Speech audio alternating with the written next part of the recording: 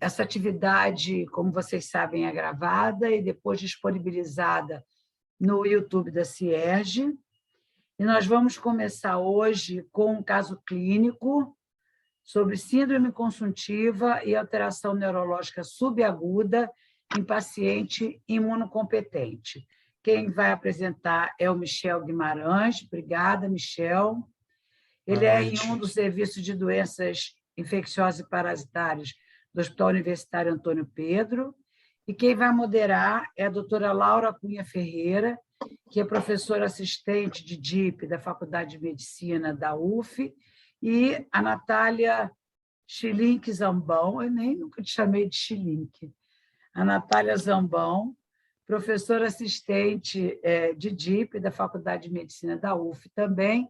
E aí eu queria também convidar vocês todos para estarem sempre presentes nos clubes de infecto, mesmo naqueles que não são das universidades de vocês, porque essa atividade é para vocês. Tá? Pode começar, Michel, por favor. Tá, vou colocar os slides aqui.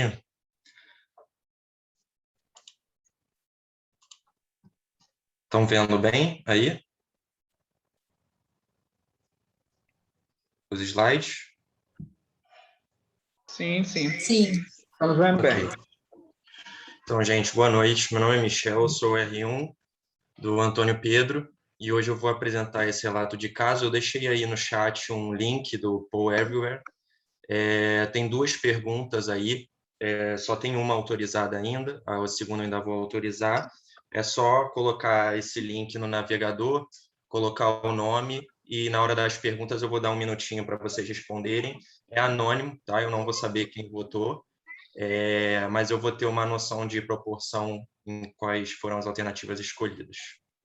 Bom, então hoje eu vou falar um relato de caso de uma síndrome consumptiva e alteração neurológica subaguda em um paciente imunocompetente. Foi um paciente que esteve conosco lá no Antônio Pedro.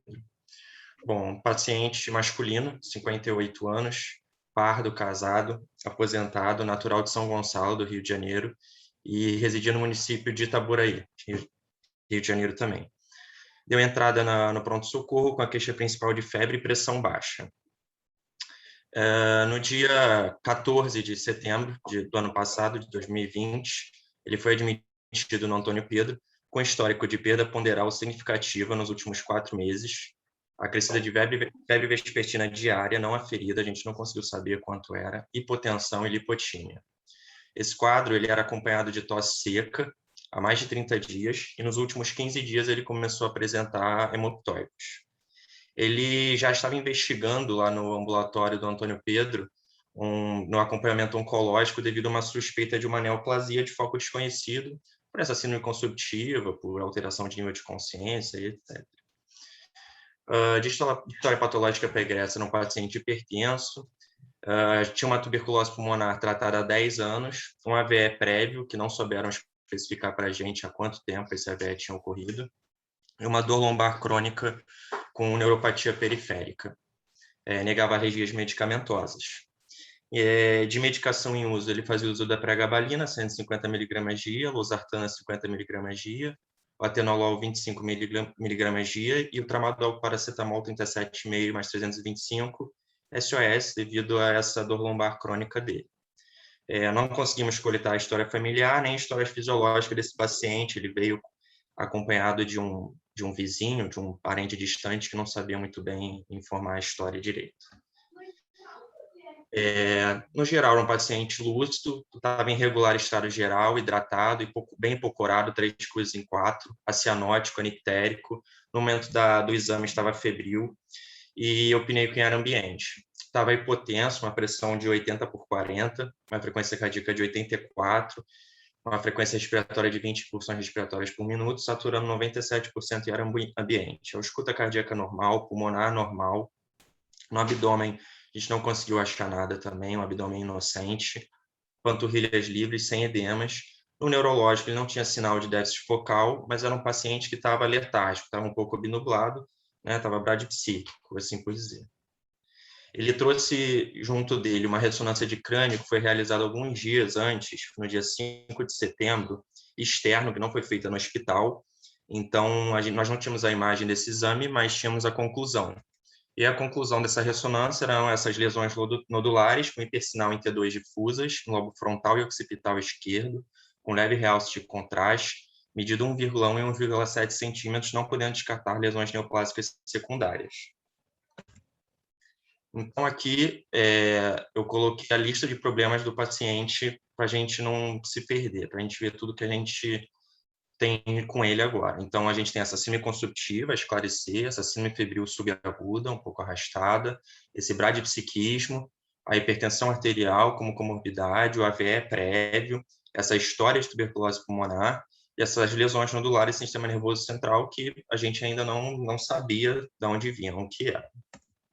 E aí, essa seria a primeira pergunta que eu coloquei lá no Poll Everywhere, que, num primeiro momento, vocês olhando para esse paciente, qual seria a hipótese diagnóstica? E eu coloquei como a neoplasia metastática do sistema nervoso central, uma endocardite bacteriana, na B, a C, uma neurotoxoplasmose, e a D, uma tuberculose extrapulmonar.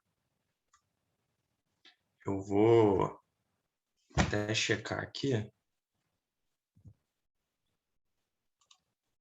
Eu consigo ter uma noção de quanta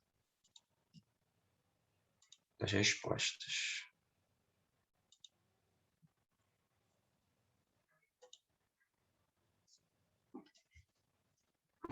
Vou dar mais um tempinho para o pessoal responder, vou dar mais um minutinho aqui.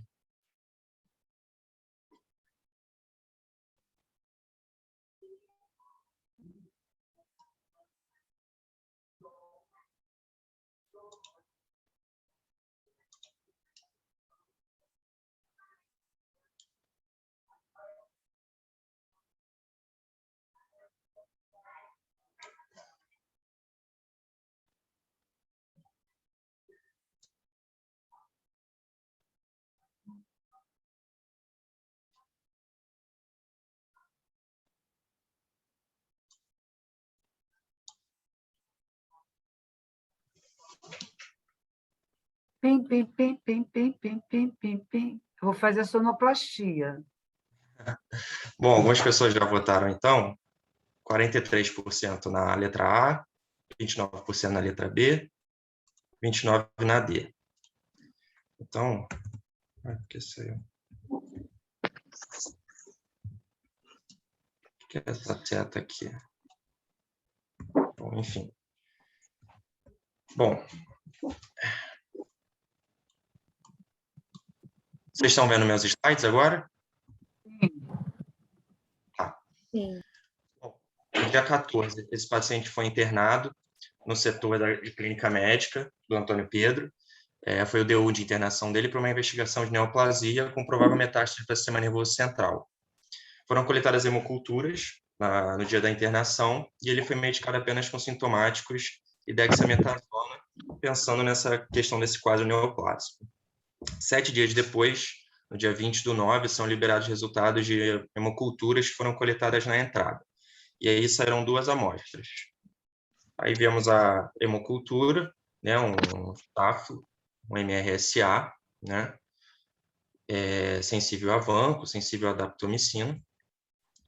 E no dia 20 mesmo, quando saiu essa hemocultura, nós iniciamos a antibiótico terapia com a daptomicina.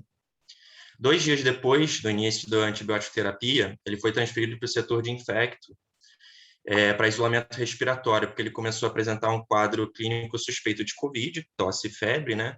A princípio já era um quadro que ele vinha, mas como apresentou na enfermaria, ele foi isolado no setor de infecto.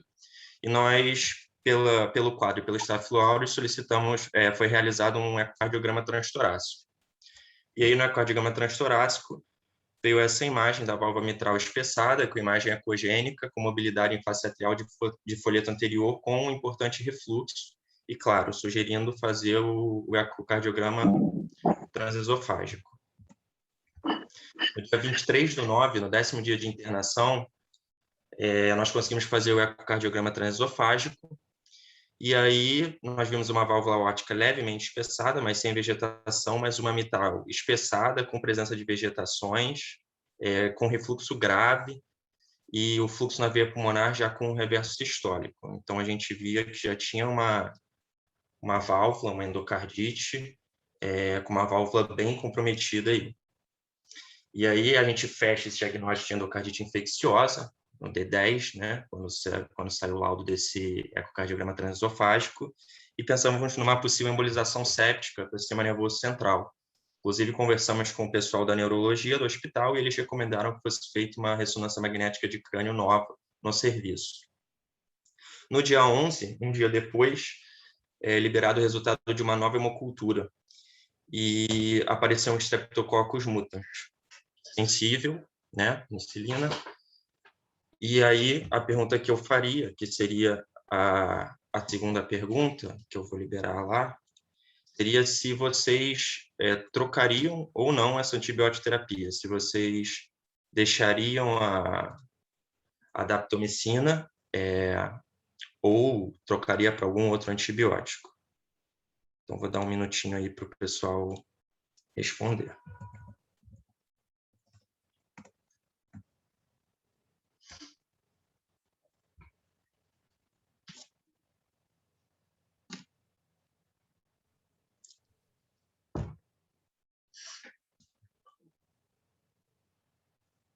E aí eu vou dar uma olhada depois e digo como é que foi mais ou menos a resposta de vocês. Dando seguimento aqui.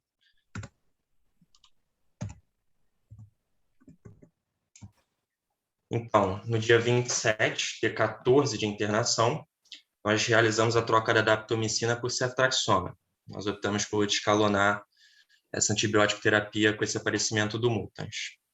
E no D19, no dia 2 de outubro, foi realizada a ressonância de crânio que o pessoal da neurologia aconselhou a nós. E aí veio essa impressão. Os achados podem corresponder a alterações isquêmicas com componentes hemorrágicos em diferentes fases de evolução. Embolia séptica é uma das etiologias a serem consideradas.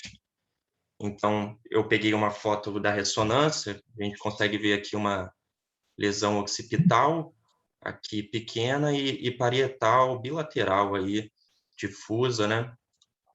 Então, a gente fechou essa questão desse diagnóstico da endocardite com uma embolia séptica para o sistema nervoso central.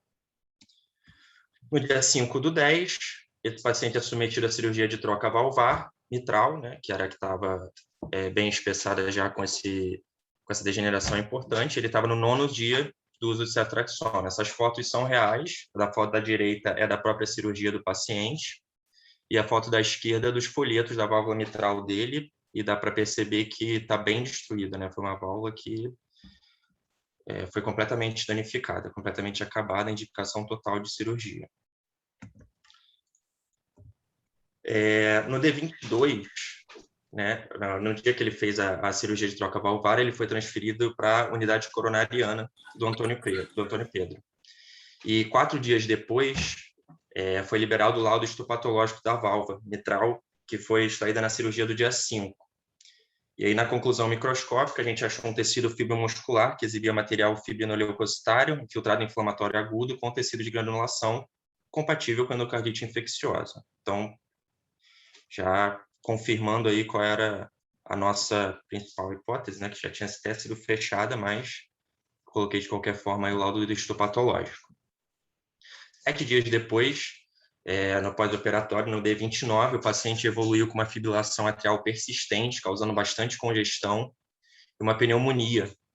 Eu coloquei o raio-x aí da pneumonia do paciente, um derrame pleural à esquerda, tinha um pouquinho à direita também. E no D32, 4 dias depois, teve que colocar um dreno de tórax e fez uma pericardiocentese para melhora do quadro. E ocorreu tudo bem, ele ficou bem com dreno de tórax, a pericardiocentese deu certo, não tamponou mais o paciente, então deu tudo certo com as operações foram realizadas. No D32, no dia 15, com vista essa pneumonia, né, essa piora do quadro, foi instituído tratamento empírico com mero e vanco. E aí o paciente manteve essa antibiótico terapia até o D59, né, foi retirado até lá o dreno de tórax, deu tudo bem, o paciente evoluiu bem, e ele teve alta hospitalar no dia 11 de novembro de 2020, né? Quase aí 2 meses internado, né? Praticamente 2 meses internado. No dia 15 de janeiro, esse paciente, de 2021, esse paciente volta ao Antônio Pedro, atendido na emergência com quadro de tosse, coriza e febre baixa não aferida. Foi realizado um PCR para COVID-19, com resultado negativo. O paciente, a princípio, se apresentava bem e foi liberado apenas com orientações sem necessidade de internação. Mais ou menos quase um mês depois, em fevereiro, no dia 1º de fevereiro, ele foi diagnosticado com COVID-19, fora do serviço, não necessitou ser internado, ficou apenas em isolamento domiciliar. Em março, dia 18/3, ele reinterna no Antônio Pedro. E aí com um quadro bem parecido que ele já vinha apresentando desde lá de janeiro. Então, ele interna no Antônio Pedro com quadro de febre baixa arrastada, mal-estar generalizado e hipotensão. Foi realizado novamente, de qualquer forma, o swab COVID-19, né, que foi negativo. E devido a esse histórico de troca valvar recente, de endocardite, foi iniciado um tratamento empírico com gentamicina, vancomicina e rifampicina, e já foi solicitado o ecocardiograma transesofágico e, claro, coletado as hemoculturas de início. E aí, a gente já tem aqui no dia 7 de internação, já saiu o laudo a gente já conseguiu fazer o ecocardiograma transesofágico dele. E aí a gente já vê essa válvula mitral, uma prótese biológica com presença de grandes vegetações em todos os seus folhetos, aderidas e outras comorbidades, causando gradiente transproteico. Então, o paciente agora com uma endocardite, em prótese biológica valvar recente, né, menor que 1 ano, no caso. As outras estavam intactas, tranquilo. E saiu também o resultado, 2 hemoculturas positivaram no dia 26/3, no D9 de internação. Elas começaram a positivar para Cândida SP, sensível a flu, com MIC de 4. E no dia 31, no D14, né, 5 dias depois, novas hemoculturas de controle foram liberadas e fecharam para Cândida parapsiloses, né, sensível a fluconazol também. Então, nós estávamos em vista de uma endocardite infecciosa numa prótese biológica, valvar, recente, mitral, fúngica, né? E aí, por ser uma endocardite fúngica, ainda mais em prótese biológica, ele foi direto transferido para a unidade coronariana para a realização de nova troca valvar no dia 6/4, né, no D20 de internação. Esse paciente não conseguiu realizar essa cirurgia e começou a ter um quadro de piora clínica. 10 dias depois, desculpa, eu esqueci de falar, no dia 26/3 foi iniciada a micafungina, quando saiu o resultado da hemocultura para Cândida. Então, a gente iniciou a equinocandina, a micafungina. No D30, no dia 16/4, como o paciente não estava vendo melhora, não estava vendo estabilização hemodinâmica do mesmo, para fazer a cirurgia de troca valvar, nós associamos a anfotericina B lipossomal ao tratamento. E 3 dias depois, no dia 19/4, o paciente teve uma piora clínica muito grave e veio a óbito, né? Não conseguiu nem fazer a cirurgia da troca valvar. Então, basicamente, um paciente com uma endocardite fúngica, com embolização séptica para o sistema nervoso central, numa prótese biológica valvar de troca recente, menor que 1 ano, né? Eu foquei um pouco mais a discussão numa endocardite fúngica, que eu achei mais diferente, algo mais raro, e até pouca coisa dos artigos. Então, eu vou falar assim, brevemente alguma coisa sobre endocardite bacteriana em geral, mas vou focar mais na fúngica, que eu acho que é o que tem mais de interessante nesse caso. Bom, a endocardite infecciosa tem uma incidência anual de mais ou menos 3 a 7 casos por 100 mil pessoas por ano. Inclusive, estávamos conversando ontem com os professores, eu acho que isso é até pouco, talvez a endocardite acredito que seja uma doença até bem subdiagnosticada. Hoje, no mundo industrializado, o Staphylococcus aureus é o principal agente identificado. Atualmente, nós conseguimos isolar 90% desses germes e mais ou menos de 1 a 7%, dependendo do artigo que a gente lê, diz que as endocardites infecciosas são polimicrobianas. E todos citam que as polimicrobianas têm o pior prognóstico. Isso é quase uma unanimidade. E aí, foi questionado por que o aumento dessas endocardites polimicrobianas, né? Inclusive, o guideline americano, ele cita que nós temos hoje uma melhora do diagnóstico, né? As culturas sendo feitas de forma melhor, etc. E também com uma expectativa de vida maior, mais pacientes usando dispositivos cardíacos e sendo submetidos a cirurgias cardíacas. Então, esse sim pode ser algum dos motivos para esse aumento dessas endocardites infecciosas polimicrobianas. Diferente, por exemplo, de um paciente, quando a gente pega muito o guideline americano, usuário de drogas venosas, que, na verdade, foca muito no Staphylococcus aureus, né? A gente também tem um aumento da incidência das infecções por Staphylococcus aureus, também pelo aumento de número de procedimentos intra-hospitalares. Esse foi um dos motivos também que o guideline americano colocou como um dos motivos do aumento da incidência pelo Staphylococcus aureus especificamente. Então, sobre o caso, nos critérios de Duke, o diagnóstico definitivo foi confirmado, né, até porque nós tínhamos histopatológico, hemocultura positiva, a vegetação presente no ecocardiograma, uma vegetação com embolização séptica e a troca valvar recente, né, que seria um fator de risco também para endocardite.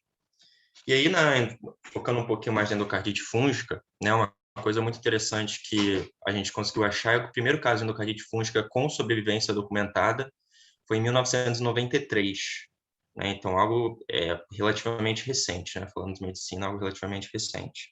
Das endocardites fúngicas, 50% são causadas por cândidas, 25% por aspergilos e 25% por outros tipos de fungo, como histoplasma, criptococos, mas que são bem mais raras. Dentro das cândidas, 25% são álbicas, né?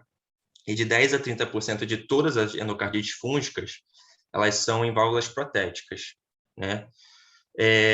E os artigos mostram que não tem uma grande alteração de mortalidade se a válvula é protética quando comparada com a válvula biológica. No caso, nosso paciente era uma válvula biológica, né? Então, nesse caso, acredito que não iria fazer tanta diferença.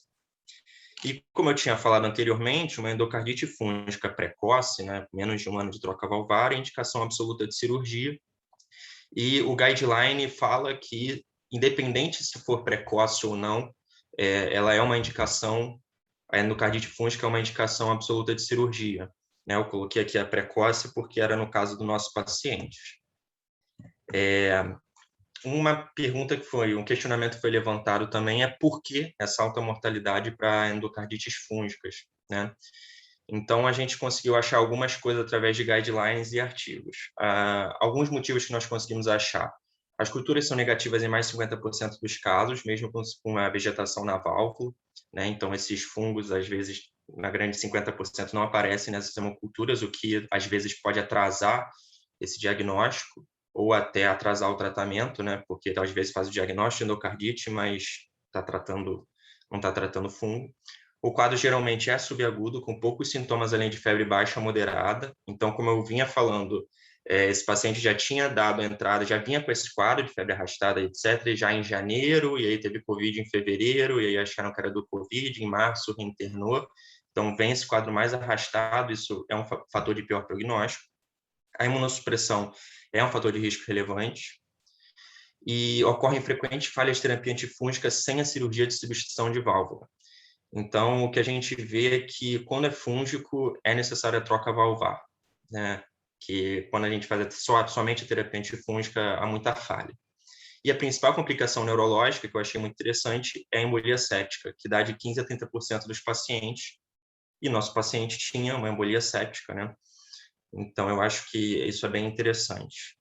E aí, eu levantei aqui a questão do tratamento, né? O tratamento das endocardites fúngicas especificamente. Então, como eu falei, a cirurgia de troca valvar precoce é essencial no tratamento da endocardite fúngica, ela tem que ser realizada. O guideline americano e o europeu falam que, se o paciente estiver estável, alguns autores recomendam tratamento com antifúngicos 2 semanas antes da cirurgia, para a estabilização do paciente, e também é recomendada a manutenção do tratamento com antifúngico por pelo menos 4 a 6 semanas após a cirurgia, no mínimo. Mesmo fazendo a realização da troca valvar, etc., tudo direitinho, pelo menos 4 a 6 semanas de antifúngico. Então, o que a gente poderia usar nesse caso? Nesse caso, o guideline fala em equinocandinas isoladas, né, micafungina, caspofungina. No caso, nosso paciente usou a micafungina, 150 mg dia, né, ele cita equinocandinas em altas doses. Anfotericina B lipossomal isolada, a equinocandina associada à anfotericina B lipossomal, né, que foi, na verdade, uma última tentativa do nosso paciente, né, quando ele já estava em uso de micafungina, nós associamos a anfotericina B lipossomal. E o guideline americano também fala em associação ou não da flucitosina, né, com a anfotericina B lipossomal.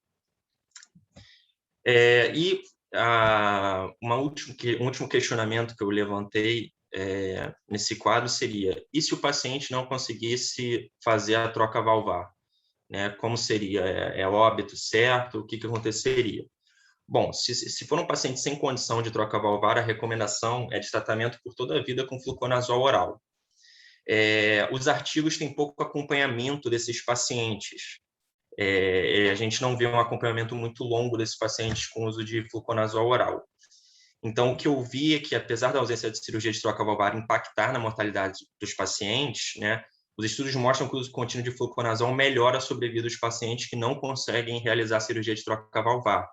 Se a gente for pegar o guideline americano, ele tem acompanhamento de até 6 meses com esses pacientes e que os pacientes tiveram uma sobrevida boa, né, mas depois desses 6 meses a gente não conseguiu acompanhar, né.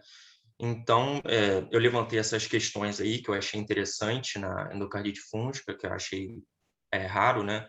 Até para procurar foi algo um pouco complicado, no guideline nem se fala de tantas coisas assim. E trouxe algumas coisas assim que eu achei mais importante, mais interessante, né? Coloquei algumas referências, alguns artigos que eu peguei, usei o guideline americano, usei o guideline europeu. E, para não me prolongar muito, é isso. Obrigado.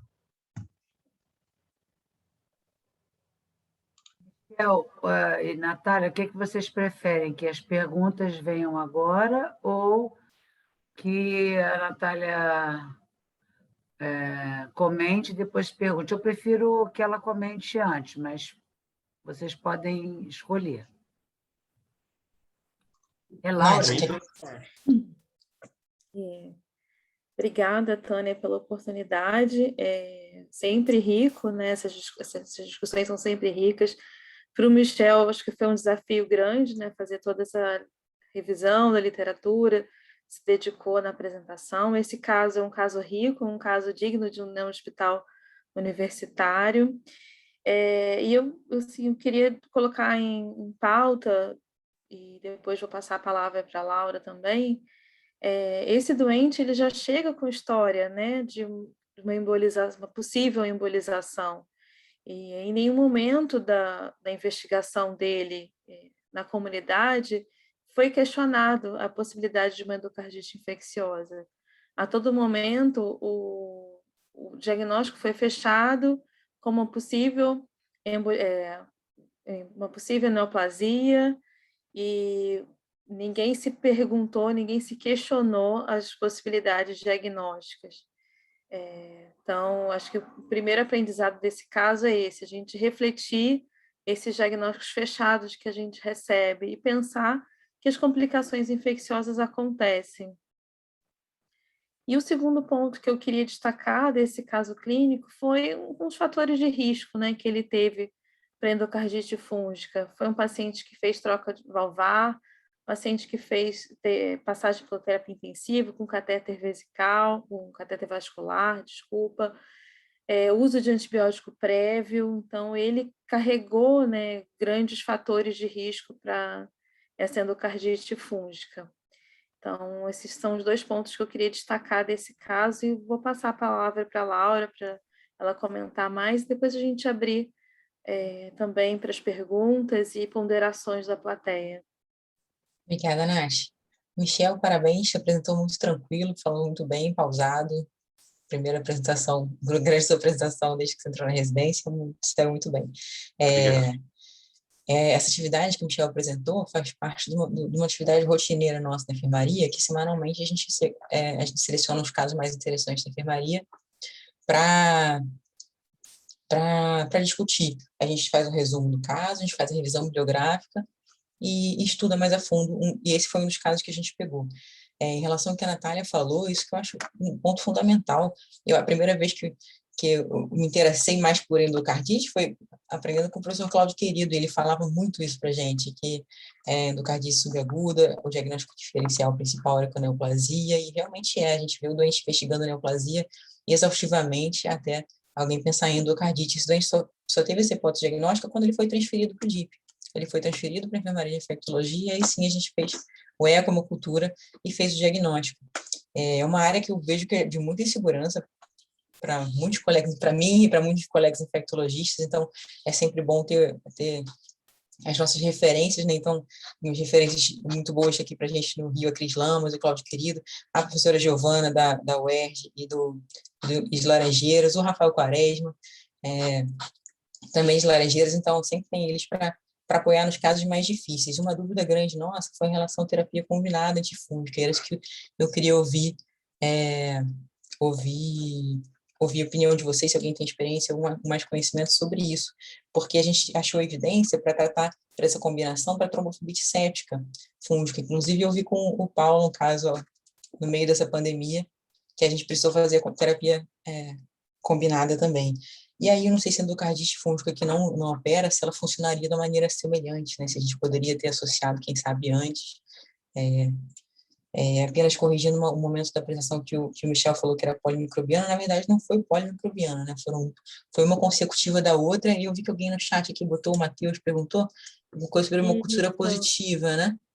Na então, verdade, não, a gente não, na verdade, a gente não soube identificar qual foi o foco daquela bacteremia por aureus, se foi um acesso dele, porque foi uma cultura já muito, muito, muito recente da admissão que teve a bacteremia por aureus. E aí, porque houve mudança de antibiótico. E a clínica do doente era muito mais compatível com uma endocardite com estrépito do que com endocardite por aureus, mas já rolou essa discussão realmente entre a gente, se a gente trocaria ou não, por isso que a gente levou essa pergunta para vocês. Em relação à indicação que o Michel falou, que era absoluta, né? A gente comentou bastante sobre isso, que isso tem mudado, né? Não é absoluta, né? Já foi, assim, endocardite fúngica, indicação absoluta de cirurgia. E isso parece que não está mais tão assim definido como absoluta. E aí, se alguém tiver alguma coisa mais para acrescentar em relação a isso, principalmente a terapia combinada, ou indicação cirúrgica, se é absoluta ou não, endocardite fúngica, e quiser compartilhar com a gente, vai ser muito bacana. Matheus, faz a sua consideração aí. O Matheus está fazendo uma consideração aqui no chat. Abre o seu microfone e fala. Pode falar. Oi, eu sou o Matheus, sou RM de infectologia da Fiocruz. A Laura meio que já me respondeu, né? Mas assim, eu fiquei muito na dúvida mesmo se eu manteria um tratamento que cobrisse os dois agentes, né? E não, em vez de mudar o diagnóstico, porque eu acho que foram duas hemoculturas positivas com agentes diferentes, em tempos diferentes, num contexto de endocardite. E aí eu também fiquei na dúvida se fizeram cultura dos folhetos, né? Depois da cirurgia. Porque eu vi que tem o histopatológico, mas eu não sei se fizeram cultura também. A cultura foi negativa do folheto, não foi, Michel? A gente esqueceu de colocar na apresentação.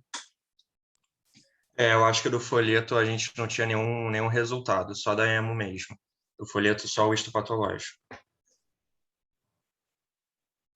Mas foi uma dúvida nossa, Matheus, se a gente trocava, se a gente acrescentava, se a gente deixava de cobrir o aureus ou não, mas a gente se baseou mais na clínica do doente, a clínica dele não era de endocardite por estafilococcus aureus, entendeu? A clínica que ele apresentou era muito mais compatível com o strepto.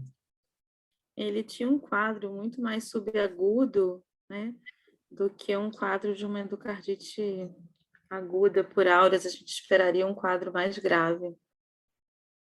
E, de fato, ele respondeu, né? Respondeu, operou, ficou bem e não cresceu novamente aquele aureus, né? Pois é uma cultura de controle negativo, né? Realmente são indícios, eu acho que vocês foram no caminho certo. Mais alguma consideração? Paulo? Beth? Na verdade, esse paciente, duas perguntas. Quero saber se ele foi a necrópsia, né? Se o caso foi a necrópsia, e se vocês tiveram alguma indicação, apesar de não ter a história social e fisiológica dele, de uma porta de entrada, né, para esse estáfilo. A gente não conseguiu identificar, ele não foi a necrópsia e a gente não conseguiu identificar a fonte desse estáfilo. O que a gente pensou muito, só que a gente levantou a hipótese, ela quis saber do estáfilo, né? Não, do estáfilo não. Porque a gente pensou muito no Streptomutans porque era um paciente com má higiene oral, poucos dentes, etc, né? Mas para o Staphylo aureus realmente não. Ok, obrigada. Um comentário que esses dias a gente fez uma reunião e o pessoal da USP usa muita necrópsia minimamente invasiva. Enfia uma agulha fina em necropsia. E isso, eles estão tendo resultados espetaculares. Agora, principalmente em Covid, eles estão necropsiando e biopsiando com agulha fina vários pacientes e vários sítios. Então, uma coisa que eu sinto falta hoje, né, nos hospitais é necrópsia, porque assim, antigamente um paciente desse certamente iria necrópsia, né? Certamente. E assim, eu acho que as universidades poderiam pensar, né, na situação de necrópsia por agulha, né, minimamente invasiva. Então, assim, eu nem imagino como começar a fazer uma coisa dessas, né? Nem quero imaginar, vai ficar para vocês, mas eu entraria em contato com essas pessoas e via o que eles estão fazendo, o custo, o que eles conseguem, mas a notícia que eu tenho é que os resultados deles são muito bons. Mais algum comentário sobre esse caso? Eu queria fazer um comentário rápido do como é bacana, interessante, né, que vocês conseguiram, pela tomada de decisão, pela avaliação clínica, tomar a decisão de um descalonamento de antimicrobiano, né? Nós que trabalhamos aí em hospitais, em CCH, eu não sei quem exatamente que está aqui de CCH, mas eu estou vendo Paulo Furtado, Luíde, Rodrigo, enfim. Como seria difícil no hospital geral com esse paciente sendo manejado por uma equipe assistente que se conseguisse essa tomada de decisão acertada de descalonamento, né, baseada numa evidência clínica, né? E vocês, enquanto DIP, né, eminentemente infectos, conseguiram e tiveram, nesse primeiro momento, o resultado favorável, né? O paciente teve outras questões mais à frente, mas conseguiram fazer um tratamento com um espectro mais ajustado, né, adequado, e deu certo, né? Exatamente, Paulo. Paulo Furtado, você fez um comentário, você quer fazer agora? Eu falei para ele, faz na discussão, ele quietinho lá agora. Ó. Eu não gosto de falar muito não, Tânia. Vai falar. Então, assim, eu vou falar.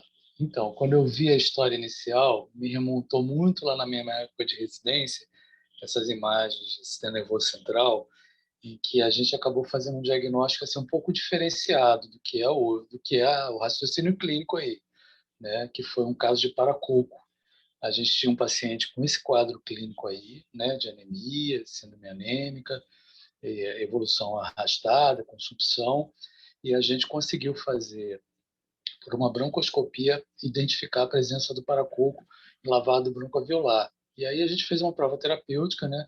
Na época com sulfa, trimetropia, imagem, sistema nervoso central, ele desapareceu. Então, quando falou que era de Itaboraí, naquela área ali que a gente sabe que tem paracoco, né?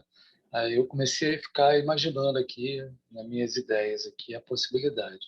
Mas eu vi que o raciocínio clínico foi caminhando para endocardite, que é uma doença que a gente não pode deixar de pensar em momento nenhum, né? Isso é uma coisa fundamental dentro do raciocínio de qualquer clínico, tranquilo. E lembrar também que o fungo, né, ele forma um biofilme absoluto, né? Então é muito difícil, como o nosso colega residente aí apresentou belamente, né?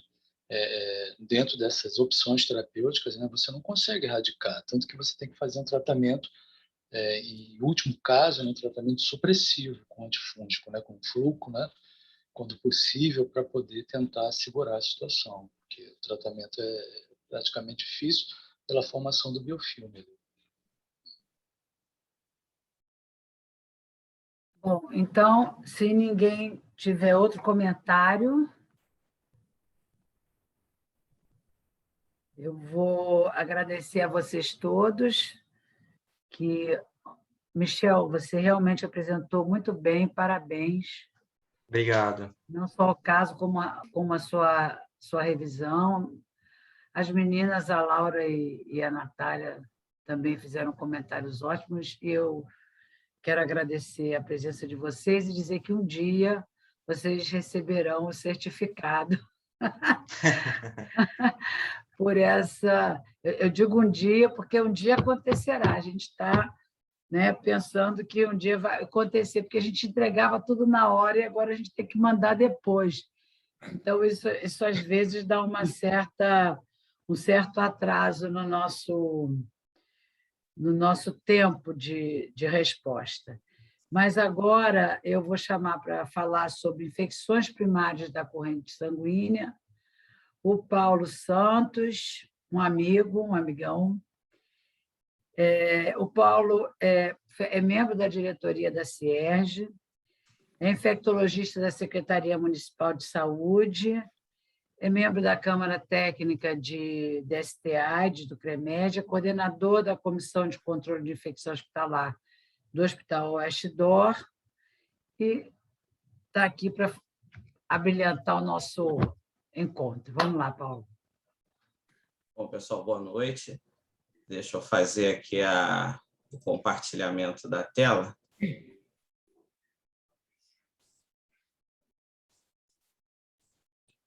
sei se vocês já estão enxergando aí a apresentação. Sim. Ok? Bom, eu estou trazendo hoje uma apresentação bastante simples, eu diria até bastante básica, né? O objetivo é transitar em alguns conceitos e até fomentar um pouco a discussão.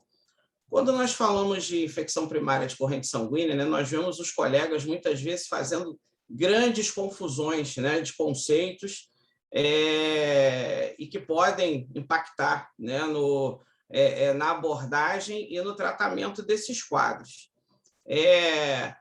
A questão entre sepse e PCS, hemocultura positiva e PCS, bacteremia e PCS, enfim, vamos seguir e conversando um pouquinho.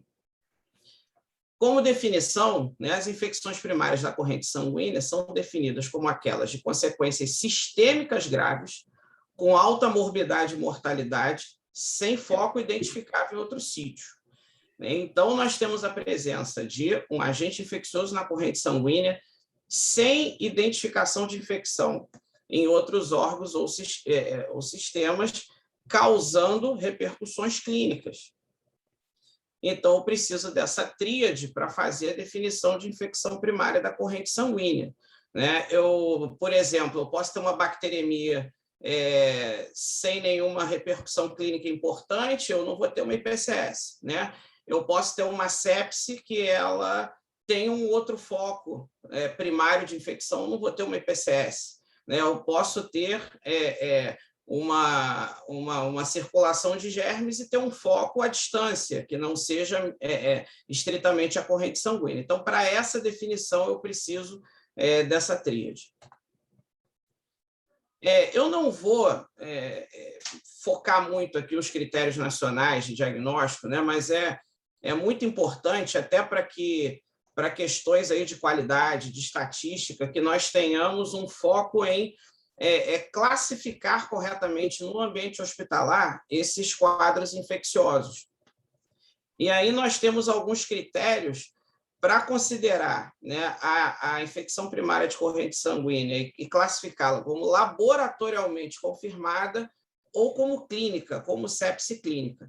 Via de regra, eu posso classificar tendo um germe de importância clínica patogênico sem infecção em outro sítio, mais clínica, ou posso também classificar quando eu tenho clínica associada e pelo menos 2 hemoculturas realizadas em punções diversas, né, com contaminantes de pele, né, e nas crianças também, com menos de 30 dias, o critério é semelhante a esse último.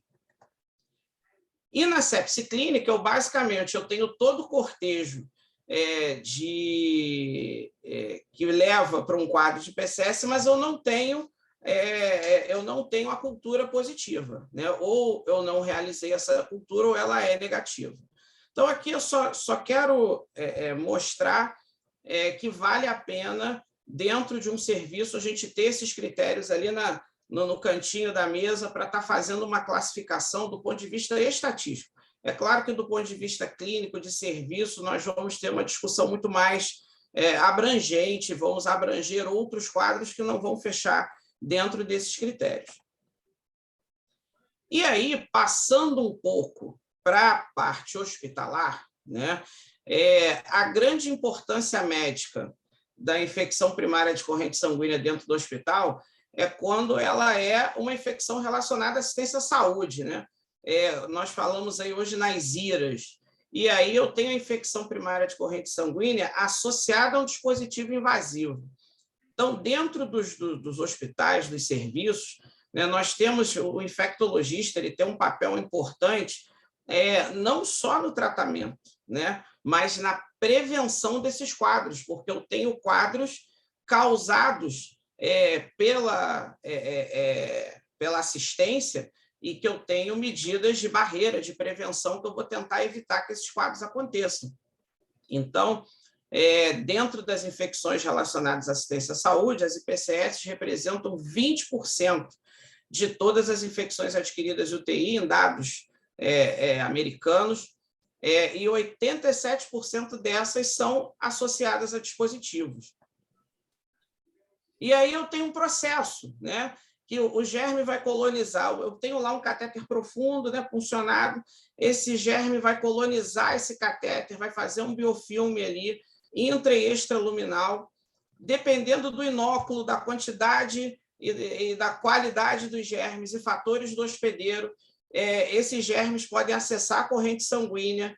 De acordo com a patogenicidade desses germes e também fatores do hospedeiro, eu posso ter sepse, e aí eu posso ter infecção primária de corrente sanguínea. É interessante, como eu falei, que muitos desses quadros são evitáveis. E hoje nós já temos assim, amplamente demonstrado, né, que programas hospitalares de qualidade eles reduzem não só a ocorrência de PCS, mas de outras infecções relacionadas à assistência à saúde. Eu sou um entusiasta desses programas de qualidade.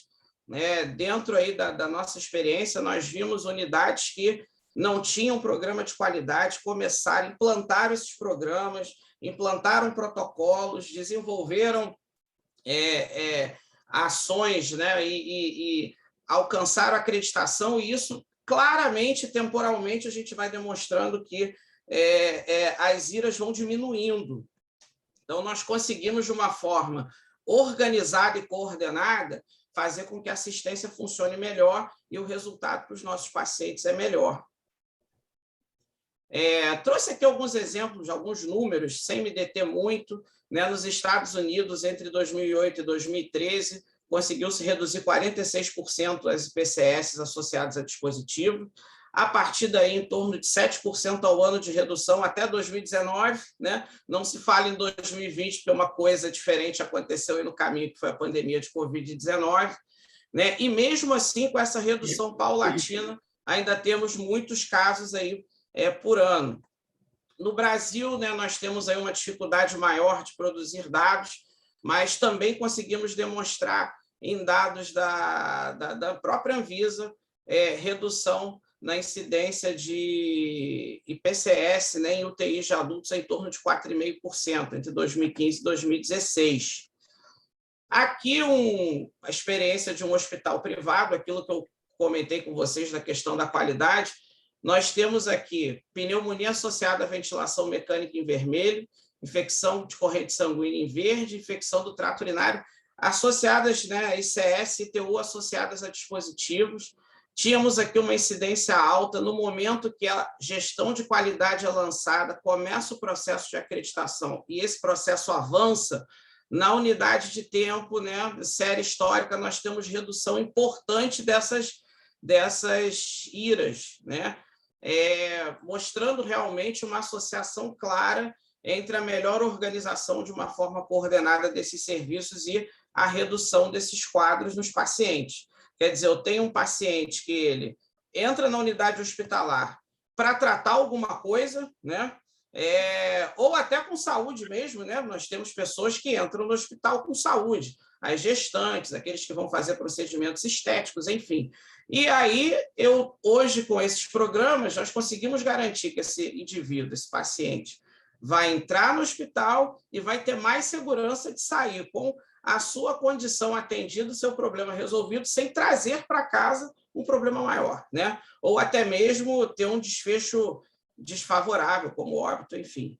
Então, vale a pena buscar, né? Nós, infectologistas, temos um papel importante também nesse processo. Acho que vale a pena buscar dentro das nossas unidades onde nós trabalhamos o fomento a esse tipo de atividade.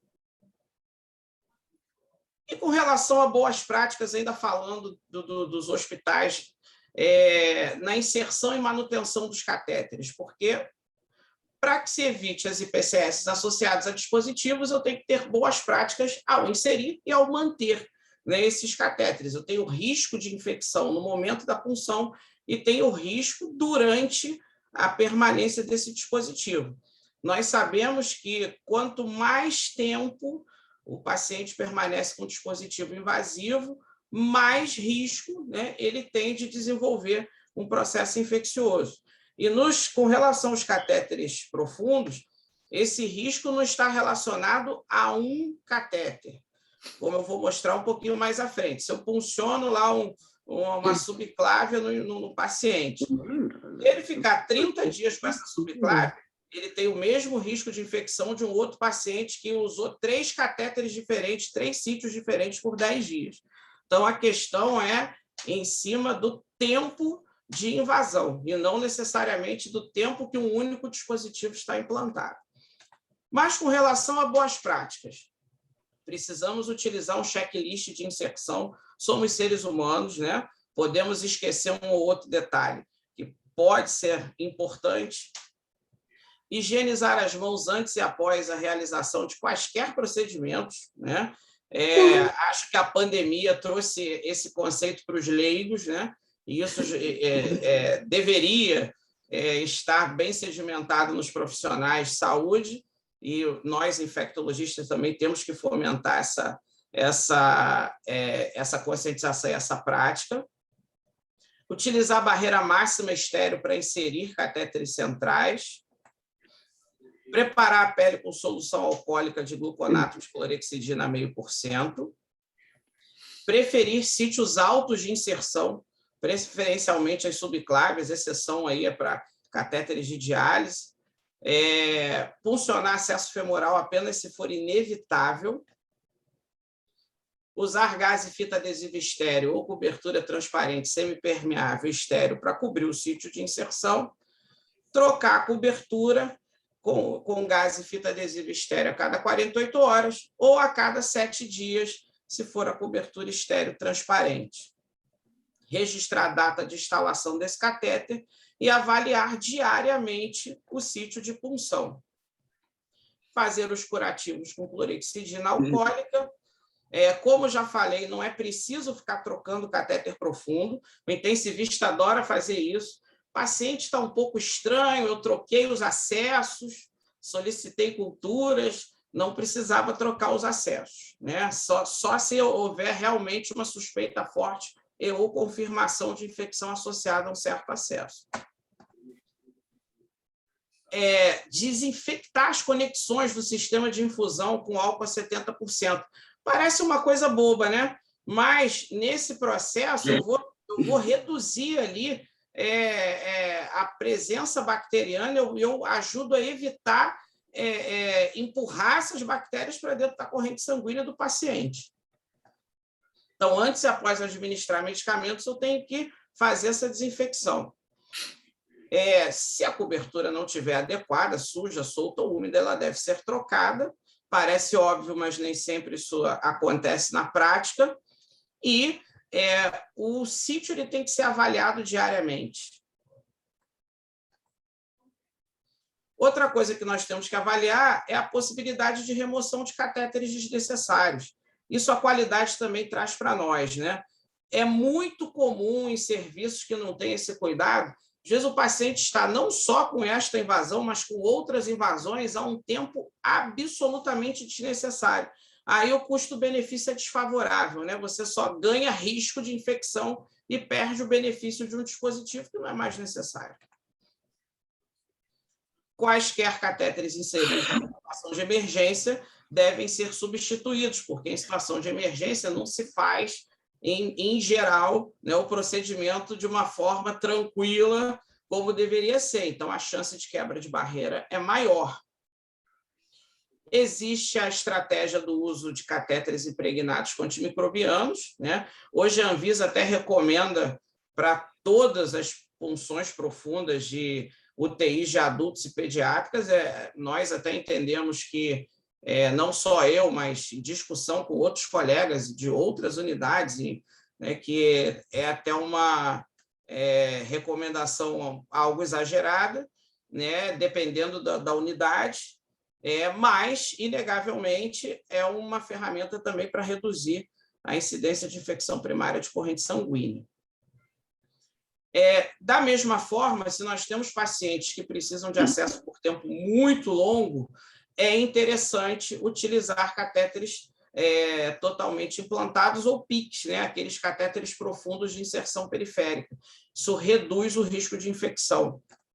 Trouxe aqui um dado, né? Uma meta-análise de 26 estudos que envolveu 5.575 pacientes, que mostra um risco de IPCS 65% menor em adultos e 45% menor em crianças, pacientes oncológicos que usaram catéteres profundos totalmente implantados versus os convencionais. Então, também é uma tomada de decisão que muitas vezes ela é atrasada, né? Ela acontece de forma tardia. E isso pode trazer malefício de aumentar o risco, né, de infecção para o paciente.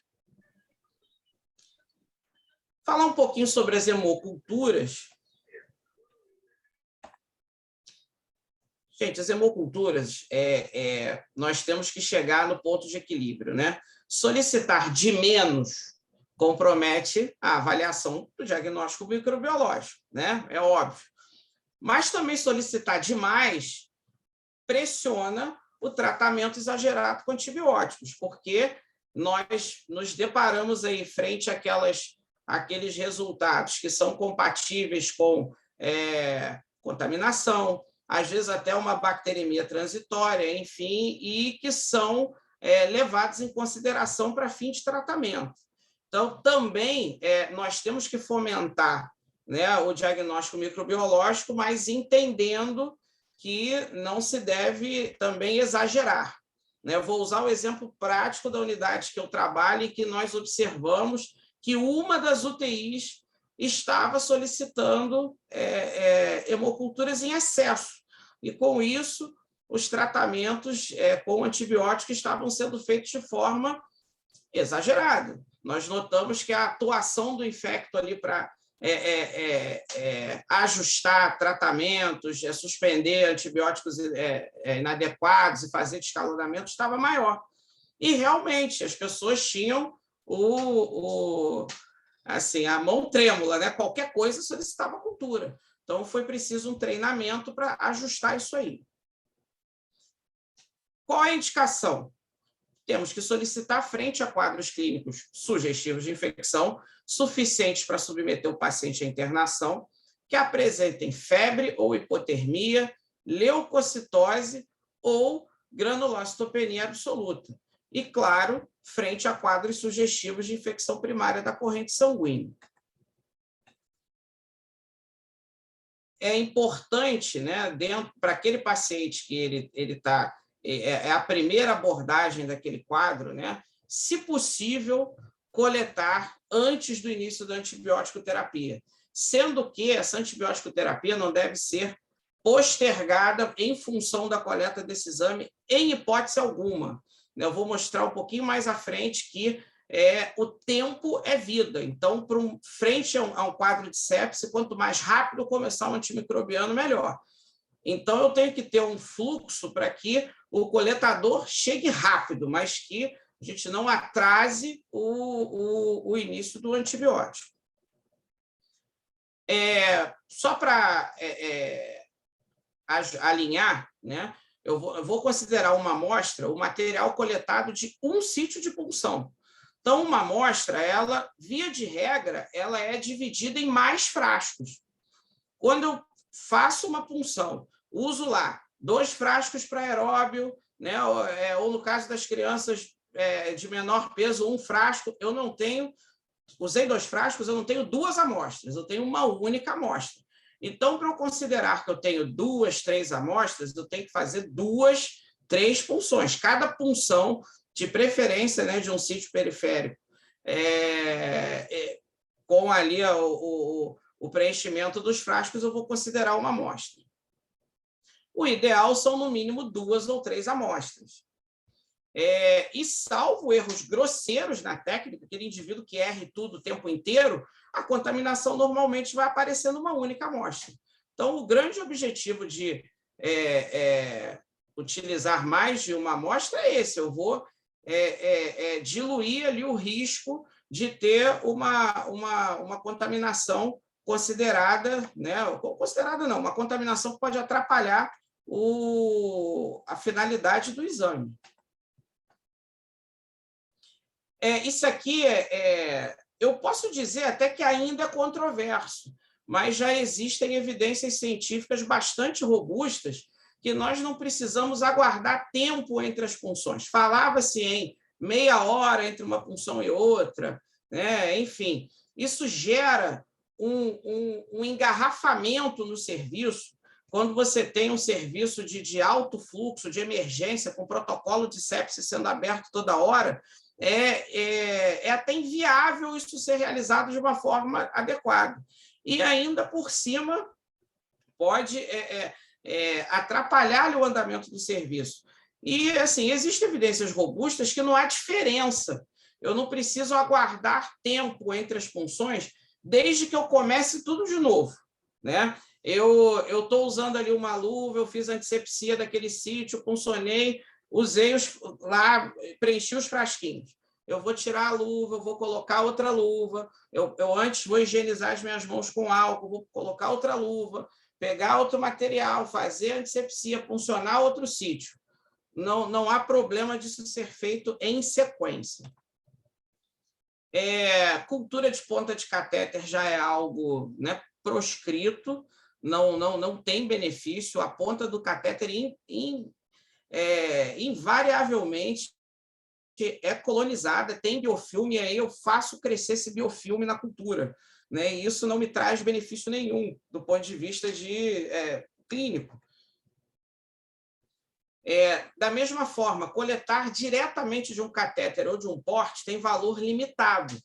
Em algumas situações, eu posso até utilizar como um parâmetro, desde que eu compare com a punção periférica, para tentar entender se aquele catéter ele é um possível causador de um quadro infeccioso, né? de uma IPCS. Mas aí eu preciso parear com amostras periféricas. Eu tenho que provar que tem diferença de velocidade de crescimento, né? Ali, tempo de positividade, ou de contagem de colônias. Tá? Então, fora isso, também não tem muito valor. Quando eu falei lá atrás de tempo, né? Num quadro de sepse, num choque séptico, cada hora que eu atraso o início da antibiótico terapia, eu tenho uma chance de óbito 7,6% maior. Então, realmente, tempo é vida nesses casos. Da mesma forma, se eu inicio uma terapia inapropriada, eu tenho uma mortalidade maior, né? Tenho aqui 4 estudos, né, mostrando que se eu começo a terapia inapropriada, eu tenho uma mortalidade maior. É até óbvio, né, mas isso vai impactar na tomada de decisão da escolha do antimicrobiano. Via de regra, eu preciso fazer tratamentos empíricos e, para que eu tenha aqui um desfecho melhor, né, para o meu paciente, eu preciso acertar nessa tomada de decisão empírica, né? Então, vou falar disso um pouco mais à frente. Quer dizer, falar agora, começando com a questão da terapia combinada. Não é feio, né? Não é feio de forma alguma, frente a um quadro de sepse, iniciar uma terapia combinada. Se eu tenho dúvidas da etiologia, se eu tenho gravidade, né? Eu tenho suspeita aí de germes de importância clínica, é melhor para o paciente eu ampliar o espectro, né? Visando fazer aquela tomada de decisão acertada que eu falei um pouquinho atrás, né? Agora, o que é importante, né? Até voltando ao caso clínico aí, que foi muito bacana, no momento que eu tenho elementos para definir melhor a etiologia, né? O espectro que eu preciso usar, eu tenho que descalonar se eu tenho essa condição. Então, acho que um dos grandes problemas que o infectologista enfrenta nos hospitais gerais é esse convencimento, porque o médico assistente não é nada de mal com o colega, não. Ele tem medo, né? Muitas vezes, o médico assistente ele tem um foco no indivíduo. Eu preciso... Claro, nós todos queremos salvar a todos, mas o médico assistente tem um foco no indivíduo. Eu preciso que o tratamento desse paciente dê certo. O infectologista tem o foco no indivíduo também. Eu também quero que o tratamento daquele paciente dê certo, mas eu tenho um foco também epidemiológico. Eu preciso moderar o consumo de antimicrobianos, eu preciso reduzir o espectro antimicrobiano para reduzir a pressão seletiva, para reduzir germe multiresistente, para o próximo paciente que vier para essa unidade hospitalar não correr o risco de ser colonizado com MDR. Então, no momento que eu estou tratando aquele indivíduo, eu também estou pensando nos próximos pacientes futuros daquela unidade hospitalar. Então, essa é a diferença. Isso gera, às vezes, conflito, né? A gente quer suspender, quer diminuir o espectro. Não, mas está dando certo. O tratamento está funcionando. Só faltam 4 dias, né? Só 4, 72 horas de exposição. Então, não é feio ampliar o espectro no início, muitas vezes será bastante acertado, porém, vamos descalonar quando possível. Então, como eu falei, a terapia combinada, o racional teórico é ampliar o espectro, também não falei de sinergismo, mas também uma possibilidade, né? É algo a se pensar, eu ter uma forma de aumentar a potência do esquema, né? Coloquei aqui uma interrogaçãozinha, a questão da prevenção de resistência, porque tem alguns artigos que citam isso, né? Que, teoricamente, eu estaria atuando dependendo da combinação com antimicrobianos que têm mecanismos de ação diferentes, e aí eu posso reduzir uma possível indução de resistência. Mas vou colocar no nível ainda disso não ser certo, né? Há divergências.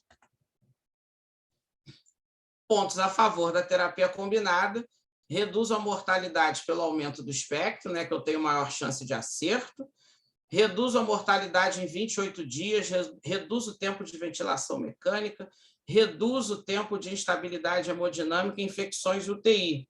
Isso são dados de artigos, tá, que demonstram esse benefício. Agora, esse detalhe é importante. Tudo vai funcionar melhor combinadas as informações do perfil microbiológico da unidade. Então, nós precisamos ter um grande amigo, né, do nosso lado, que é o laboratório de microbiologia. Quanto mais eficiente for esse laboratório, mais fácil será a nossa tomada de decisão. Eu posso ter uma unidade, por exemplo, que a frequência de MRSA é baixíssima. Então, eu posso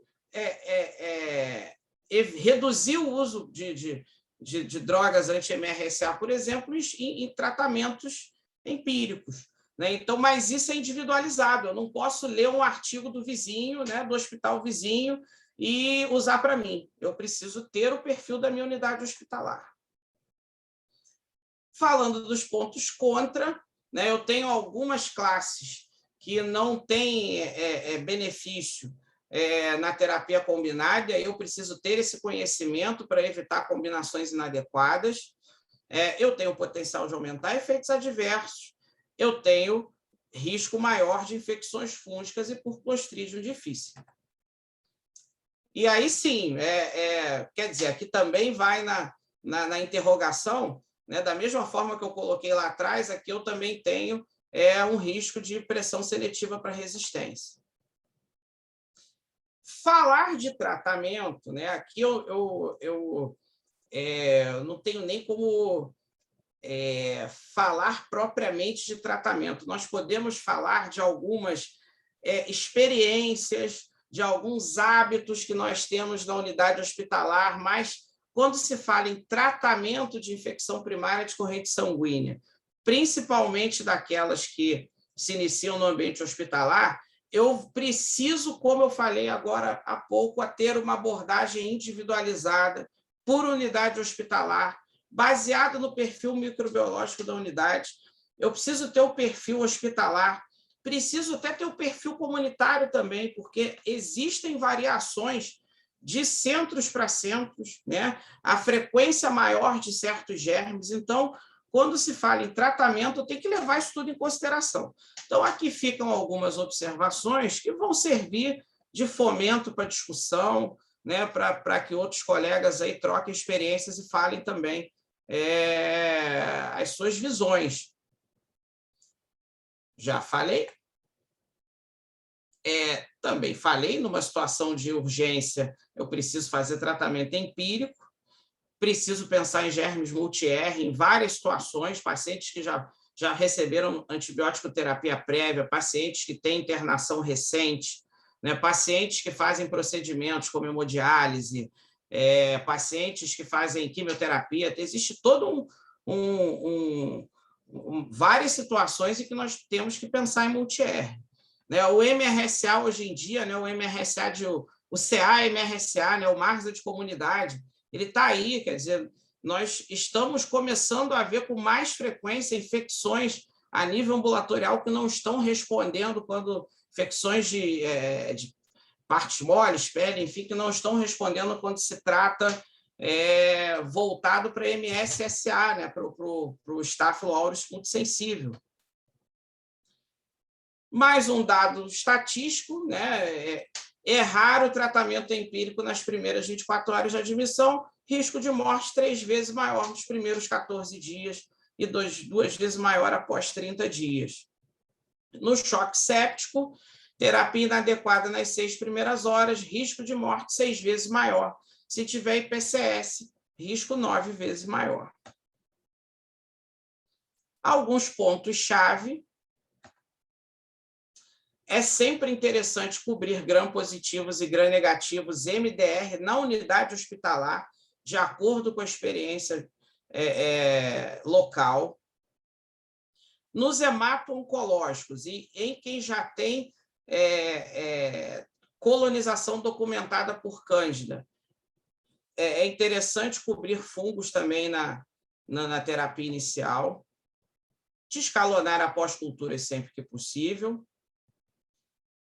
Como eu já falei, né, a terapia combinada juntamente com o perfil, ela pode ser mais interessante para a tomada de decisão. Nós temos uma tendência, aí vai valer a discussão, de incluir sempre um carbapenêmico na cobertura inicial contra gram-negativos. Tá? Não estou falando do quadro de sepse comunitário que chega na emergência. Né? Aqui eu já estou falando de quadros hospitalares.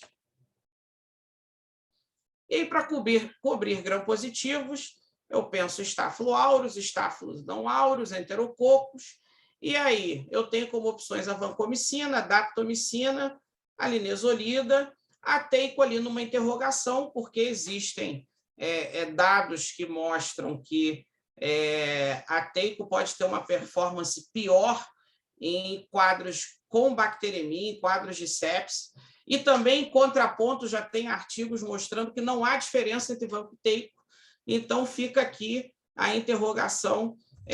Eu, particularmente, tenho a tendência, se optar pelo glicopeptídeo, de usar vancomicina em quadros de PCS em detrimento da teico. Lembrar que a Dapto não concentra no pulmão, né? Existem estudos de uso de linezolida para tratar IPCS e endocardite com sucesso, mas vamos lembrar que é uma droga bacteriostática, né? E aí ela não deve ser a primeira escolha, né? Eu tenho os glicopeptídeos ou daptomicina ainda como escolha na frente da linezolida. Outro dado importante também, que às vezes nós não prestamos atenção, né? Quando nós olhamos lá o antibiograma, ou a cultura com antibiograma, é um estáfilo sensível à vancomicina. Ok. Porém, dependendo do MIC, existe sensibilidade, porém, o risco de falha em vivo é maior. Então, cuidado, né, com um MIC de 1,5. A gente já tem um incremento de 3 vezes aí no risco de mortalidade de quadros de infecções graves por MRSA, claro, de acordo com essa referência que eu estou trazendo, né? E com MIC de 2, 6 vezes a mais risco de mortalidade em infecções graves por MRSA. Né? A gente observa realmente que nós já tivemos exemplos práticos mesmo de falha clínica, principalmente no MIC de 2. Né? Então, dependendo da situação, ponderar, né, utilizar, fugir, né, utilizar uma alternativa ao glicopeptídeo.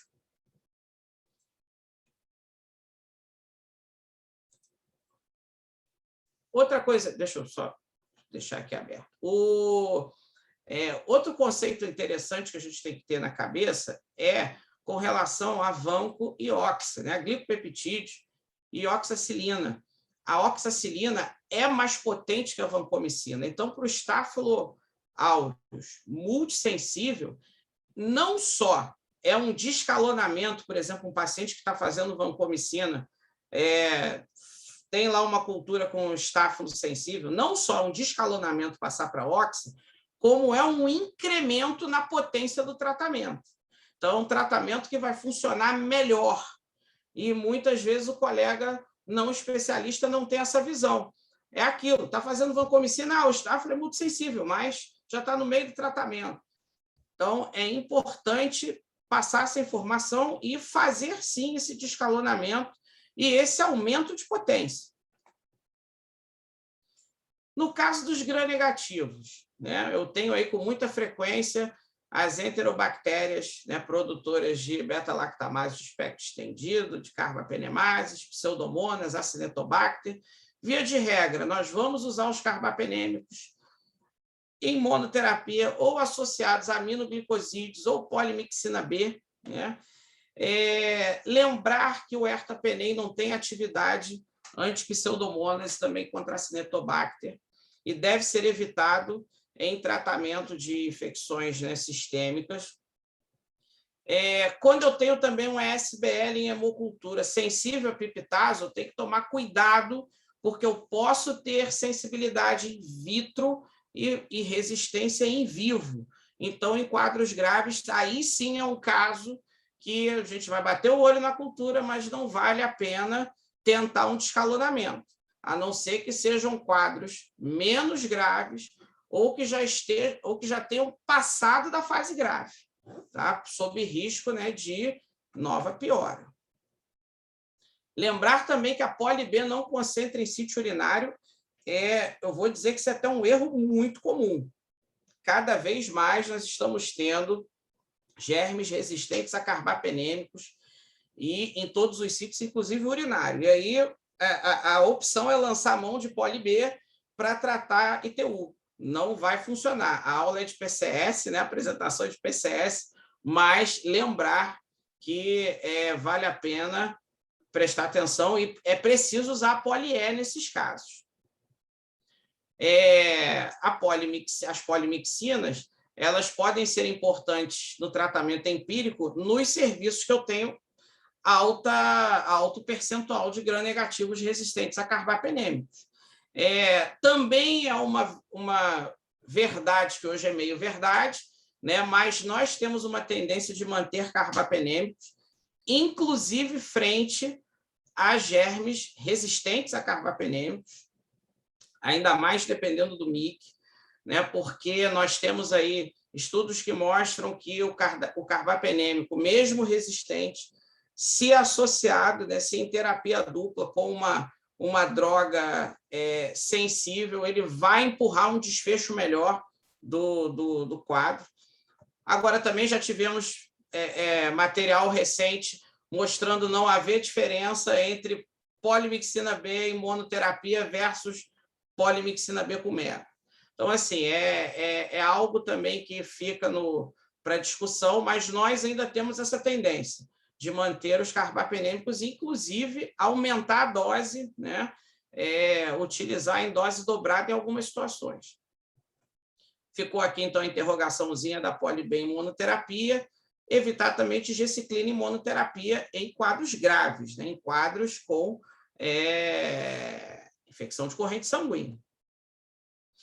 Nós agora estamos tendo o problema do aumento da resistência às polimixinas, principalmente agora com a pandemia, né, de Covid-19. Em algumas situações temos aí a opção da ceftazidima avibactam, que também tem as suas limitações, né, mas a tomada de decisão de um tratamento complicado, né, é difícil, mas também nós temos que sempre ter na cabeça a premissa da prevenção. Quanto menos pressão seletiva, quanto menos antimicrobianos nós usarmos, melhor nós vamos ter a situação, né, o perfil microbiológico das infecções dos nossos pacientes. Nós vimos aí com a pandemia de Covid-19, quem teve a oportunidade de mensurar, fazer DDD nas suas unidades hospitalares, foi avassalador, né? O consumo de antibióticos ele disparou, ele fez uma curva ascendente insana, né? E num momento, diria eu, até necessário em algumas situações, porque nós estávamos lidando ainda com uma doença que nós não conhecíamos bem, mas agora, com a compreensão da doença, a compreensão do que funciona em termos de tratamento e o que não funciona, a compreensão do melhor momento de internação, da abordagem, né, do paciente com Covid-19, o que é o nosso papel e nós precisamos ter conseguido nesse momento, né, setembro de 2021, reduzir novamente esse consumo, né? Então, posso usar o exemplo lá da nossa unidade hospitalar, tivemos um pico, né, principalmente meado para final de 2020 e já uma redução de todos os antimicrobianos do uso, porque nós aprendemos a lidar com a Covid-19. Né? Quer dizer, aprender, ninguém sabe totalmente, né? Mas assim, nós temos hoje mais conhecimento do que tínhamos em fevereiro de 2020. Então, esse trabalho é importante, para nós não chegarmos com mais frequência nesse desfecho aqui embaixo, né? Paciente com germe resistente a carbapenêmicos, resistente à polimixina, que tem que torcer para ser sensível ao casavínio, a ceftazidima avibactam. E a Covid-19, né, não foi só a resistência microbiana que nós tivemos incremento, não. Né? Nós tivemos incremento das IRAs também. Então, qual o cenário da IPCS, né, versus os pacientes com Covid-19? Maior concentração de pacientes graves, pacientes que estão mais invadidos, uso maior de antimicrobianos e longa permanência, porque o grave de Covid é o que fica, né, 20 dias para cima. Como consequência desse cenário, maior incidência de tudo, IPCS, PAV, TU, né? Isso é visto para quem está trabalhando em linha de frente, está vendo isso. Maior pressão seletiva, com incremento de resistência microbiana. E maior transmissão cruzada em alguns serviços, porque não foi fácil manejar durante a pandemia, que acho que a maioria viveu isso, acompanhou os grupos, né? A questão da escassez de EPI, né? Como atender a tantos pacientes com medida de precaução em tão pouco tempo. Então, isso também gera um aumento de transmissão cruzada. Esses dados aqui são do CDC, mostrando, nos Estados Unidos, comparando o segundo trimestre de 2019 e o segundo trimestre de 2020, aqui à esquerda, e o terceiro trimestre de 19 e o terceiro de 20, aqui à direita, um aumento de 50% de incidência de infecção primária de corrente sanguínea, né? E aqui mais de 50% aqui nessas áreas em roxo. E digo mais, quando você vai lá ler os artiguinhos, né, ler o documento, nas UTIs, eles colocam que nessas áreas o aumento foi de pelo menos 65%. Então, e isso não é só associado à assistência à saúde, não, é dificuldade na assistência. É claro que existem aí fatores relacionados à doença viral, relacionados à gravidade, relacionados ao hospedeiro, que fizeram com que esses quadros aumentassem. Alguns dados estatísticos, a gente acha que é até muito mais do que isso, né? Mas esses artigos aí mostrando cerca de 6% de pacientes com Covid grave fazem bacteremia em algum momento, e PCS pode ser até 3 vezes mais frequente no paciente Covid versus não Covid. E é isso. Deixa eu desfazer aqui Agora eu preciso de ajuda dos universitários. Stop share, né? Foi. Paulo, obrigada. Fez uma revisão extensa. E aí eu queria abrir para discussão, por favor. Bom, se ninguém vai perguntar, vou começar eu. Quer começar, Rodrigo? Não, começa você. Eu fiz um monte de anotações aqui, porque Não, vai eu você. E o Paulo, bom, eu trabalho junto com o Paulo lá no OEST-DOR, para quem não sabe, e a gente tem discussões filosóficas sobre PCS, definição de caso e outras coisas, e a gente chora as pitangas um com o outro diariamente. E o Paulo tem um jeito muito, muito objetivo de ver as coisas, né? E eu gosto muito de discutir com ele. E eu acho esse um tema super difícil, porque a IPCS sendo, nos critérios, uma doença considerada de exclusão, e a coleta desses dados sendo diferente de um setor para o outro, os hospitais com realidades muito diferentes, eu sempre me pergunto se todos os gatos dentro desse saco são realmente iguais, né? O Paulo estava falando que é muito bacana, que seria legal se a gente visse os pacientes com múltiplos catéteres de uma forma diferente, mas eu conheço pouquíssimos ou nenhum hospital que conta esses pacientes com pesos diferentes, né? E faz total sentido. Então, é um tema super difícil. Eu acho que a gente vai ter que começar a estudar, isso era uma coisa que eu queria perguntar se alguém tem experiência, ou se até o Paulo já leu alguma coisa nesse levantamento que ele fez com relação às IPCS que estão acontecendo em pacientes que estão sendo deshospitalizados com catéter. Então, tem muito hospital deshospitalizando paciente com acesso central de inserção periférica, né? Que tudo bem, é um acesso que quase não deveria infectar, mas o cuidado que os pacientes referem, que a gente vai constatando, né, que os profissionais fora do hospital têm com esses catéteres, também é outra coisa muito heterogênea, e a gente tem, às vezes, recebido pacientes com infecção nesse sentido, e deve ser uma epidemiologia completamente diferente, né? Então, essas aí são as minhas primeiras considerações aí para esquentar as perguntas, depois eu volto aí para falar mais coisas. Laura também está com a mãozinha levantada. Quer falar agora ou quer falar depois que o Paulo responder, Laura? Eu espero responder, senão, coitada, muita coisa para memorizar. Vai, Paulo. Não, acho que o Rodrigo fez mais considerações do que pergunta, né? Mas eu acho que o home care tinha que ter CC e HC, Comissão de Controle de Infecção do Home Care. Né? É preciso ter um serviço de controle de infecção desses serviços.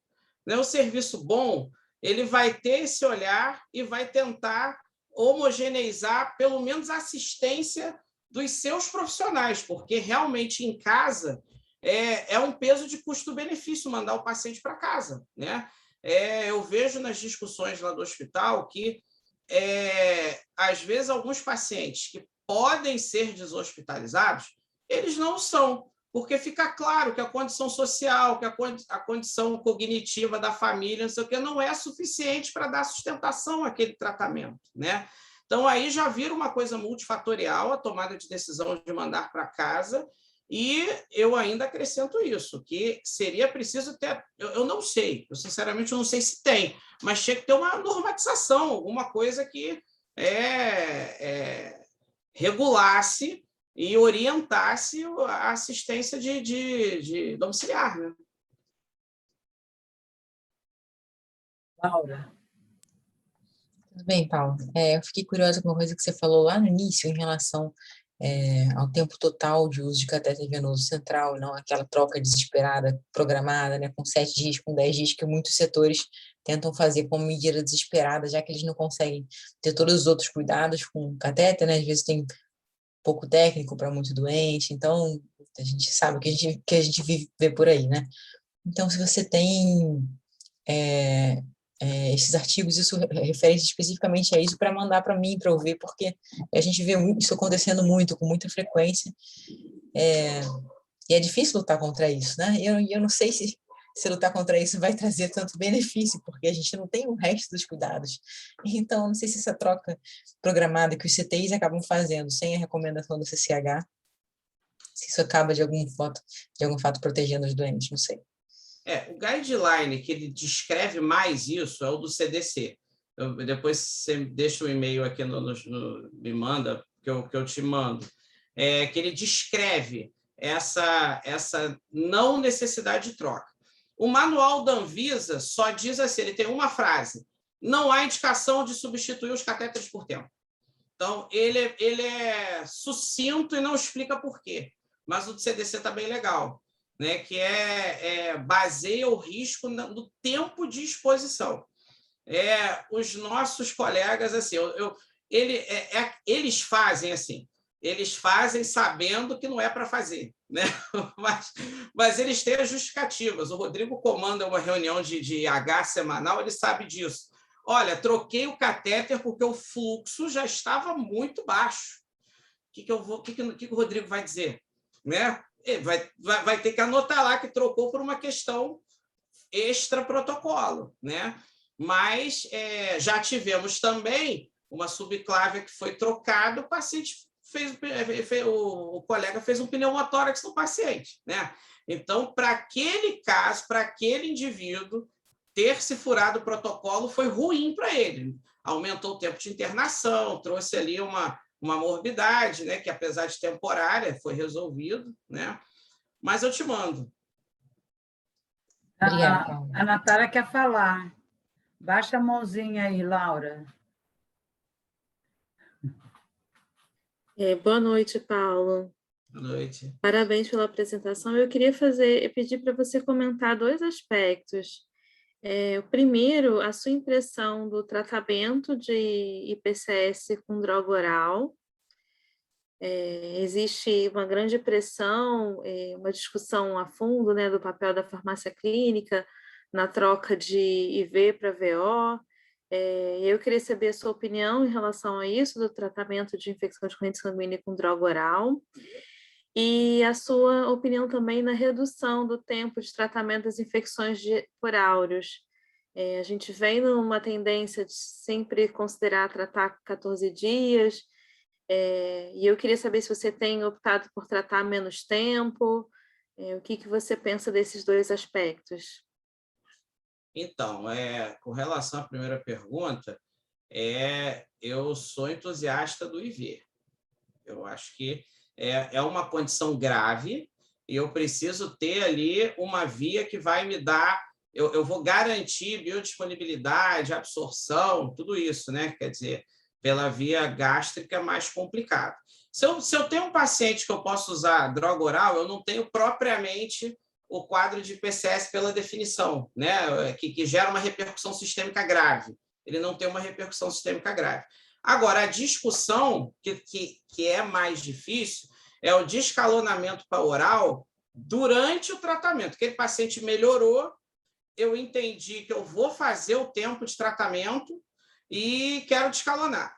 Por exemplo, se esse paciente estiver fazendo uma quinolona, a gente já sabe que quinolona está com alerta, né, de não uso, de só usar se não tiver nenhuma opção que seja a altura, enfim. Mas um paciente que está usando uma quinolona, eu descalono para o oral com absoluta tranquilidade, porque a absorção de quinolona, né, o nível sérico atingido pela via oral, é idêntico à sérica. Um caso de tratar com quinolona daria para começar até no D1 com droga oral. A gente não faz isso, mas poderia, né? Alguns pacientes internam, começam, e aí, às vezes, no D3, olha, já passa para o oral, está ótimo, para no D4 para casa e completar o tempo de tratamento. Então, estou usando um exemplo que a gente tem uma equivalência, não vou dizer que garantida, mas bem fiel na biodisponibilidade. Outros casos, eu vou dizer assim, na minha experiência pessoal, o que nós descalonamos mais para oral no meio do caminho, para quem melhorou bem, são os pediátricos. Nós temos uma dificuldade um pouco, assim, não vou nem dizer dificuldade. A nossa tendência é a tomada de decisão em consenso, né? Então, é a opinião do infecto que vai casar com a opinião do médico assistente, e em consenso nós tomamos a decisão. Com a pediatria, isso é mais fluido. Nós conseguimos passar para o oral nas situações que o paciente já está bem e deshospitalizar. Com relação ao tratamento de áureos, já tivemos vários casos de fazer um tempo menor. O paciente teve uma resposta muito rápida. Alguns saíram com droga oral, né? Fazendo uma cefalexina, são MSSA, né? MRSA não tem como, a gente não fora o CA-RMSA, né? Que dá para a gente usar outras drogas, um Bactrim, enfim, mas já fizemos por tempo menor, com segurança. Nós temos, no nosso hospital, o Rodrigo sabe, nós temos um time de clínica médica que tem a ser muito bacana. Eles são assim bem seguros, sabe? E a gente não entra com essa premissa de tempo. A gente vai olhar a clínica. O paciente melhorou bem, está com os parâmetros ótimos, está com uma evidência maravilhosa, a gente curta o tratamento. Entendeu? Paulo. Esse Rodrigo quer falar sobre isso. Não, eu ia falar, a maior parte dos doentes que fazem infecção mais importante, imensa maioria, acaba fazendo um tratamento todo venoso. A gente tem uma boa transição de IV para oral, assim, de uma forma geral, não só IPCS, o pessoal da clínica médica é excelente, mas só os doentes que são mais graves, eles realmente acabam fazendo um tratamento mais venoso. Até porque eles têm condições que eles não vão sair do hospital. Exatamente. Ele tem outras morbidades, ele está agarrado no hospital por outras coisas. Eu queria falar sobre PCS agora na pandemia de Covid, que está publicado em vários lugares, o aumento e a redução. Mas aqui você atribui a redução na maioria dos locais, não vou dizer no seu local de trabalho, mas na maioria dos locais, porque existem várias formas de explicar essa redução, não só melhorar o uso dos antibióticos, mas outras formas, e eu gostaria que você falasse. Por favor. Bom, eu acabo indo para a minha experiência pessoal. Na minha opinião, os nossos pacientes estão menos graves. Em geral, assim, o fato de internar no momento certo, abordar no momento certo as pessoas, e até a variante que está circulando aí, né? Os nossos pacientes estão menos graves. A nossa mortalidade diminuiu, o nosso tempo de internação diminuiu e, consequentemente, as complicações infecciosas secundárias também. Entendeu? Então, assim, a minha visão nesse momento de redução é essa. Você não considera que, por exemplo, a equipe de saúde se acostumar a melhores práticas na hora de você mexer no paciente? Porque tinha, no início, aquela paramentação, aí o cara entrava, se paramentava, entrava, mexia no catéter, aí não queria trocar a luva, porque se tirasse a luva ia se contaminar, e você não acha que isso pode ser Tá, já entendi. Aí você está levantando outro aspecto. Outro aspecto, justamente. O cuidado é possível, sim, faz sentido. Né? A pessoa com pavor do que está fazendo, vou trocar isso nada, larga lá. Pode ser um fator, sim, claro. Porque isso vem sendo publicado, né? Pode ser. A melhora da abordagem dos profissionais de saúde na hora de manipular o paciente.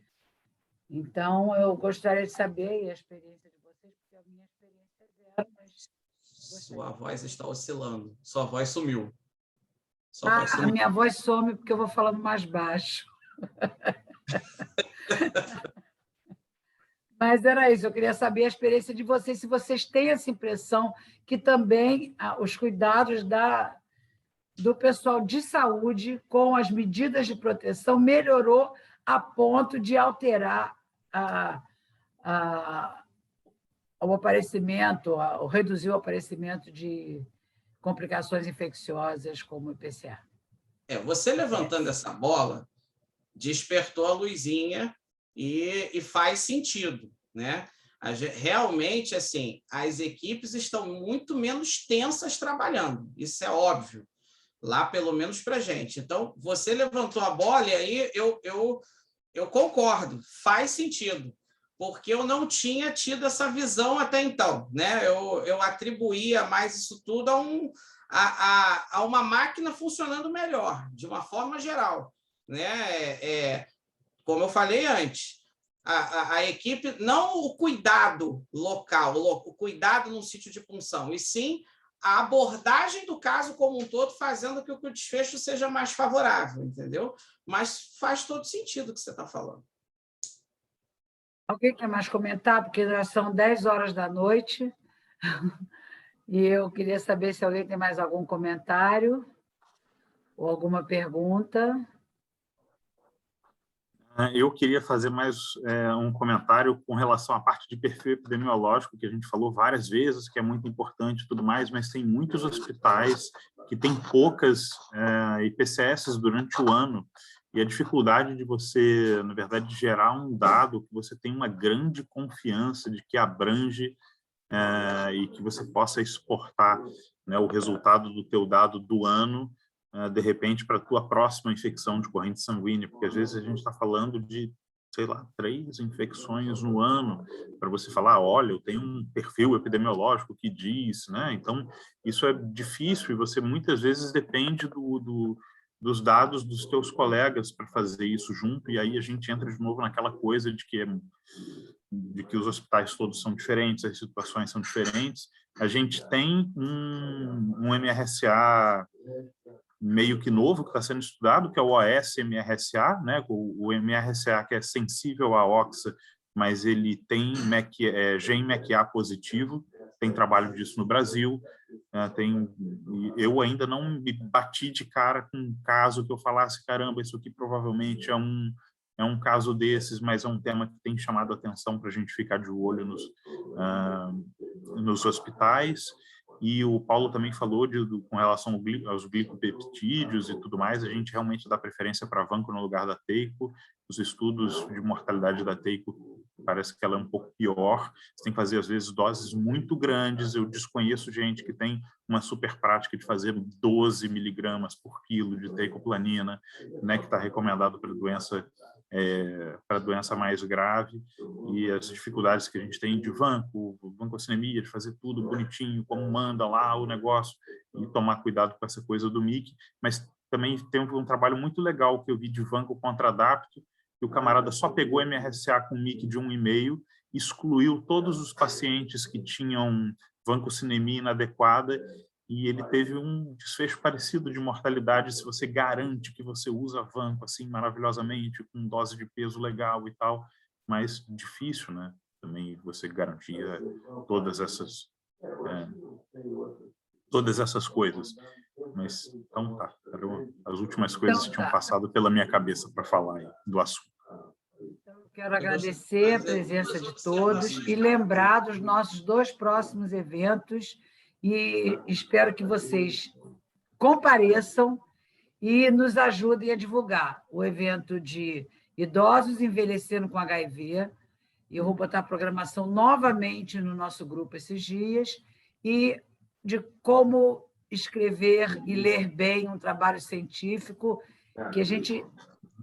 É um curso que a Beth já faz, é um curso de muito sucesso na Fiocruz, e agora a gente incorporou o James Hunter, que é um bioestatístico PhD nisso, e que trabalha lá na Unifesp, no Laboratório de Retrovirologia, e vem dar o curso com ela. Então, obrigada a todos, até o próximo Gostaria evento. de fazer 2, Tânia. Oiê! Deixa eu fazer 2 observações só, 2 comentários rapidinho.